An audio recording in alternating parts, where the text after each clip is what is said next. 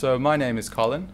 I work in the Lipids Research Center at the UOW School of Medicine, and my PhD has been about how lipids are damaged by oxidative damage, which is a very common process, and what this means for longevity and aging and disease.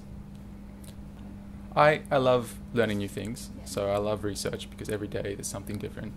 What I love about aging research is that aging is such a universal concept. We all age, we're not all happy about it, but we don't all know exactly why we age. So it's a process that's happening to everyone all the time, but the mechanisms are still unknown.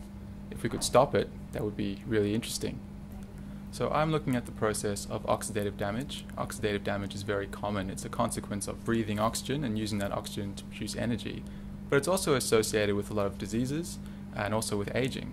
One of the main targets of oxidative damage are the lipids in our membranes. So I'm looking at how those lipids change and what that might mean for aging.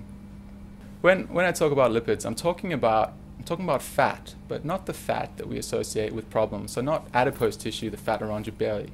The fat around your cells. So it's a very, very thin layer around every cell in your body. And it's a very important layer because that separates your cell's internal environment from its external environment. So you really, really need these fats. They're a fundamental structure in life. And they're very different between tissues, between animals, and it's these fats, when they're damaged, that can cause all kinds of problems. So not many people have looked at human tissue in the area I'm looking at. So I was one of the first people to really go in depth into human tissue. So for a while, well, at the moment really, my data is the cutting edge on human tissue in this area. That was pretty cool. I think it's wonderful when for a short amount of time you know something that no one else knows about the universe. That's really special. I think that's what drives scientists, that for a while you know something that's completely new.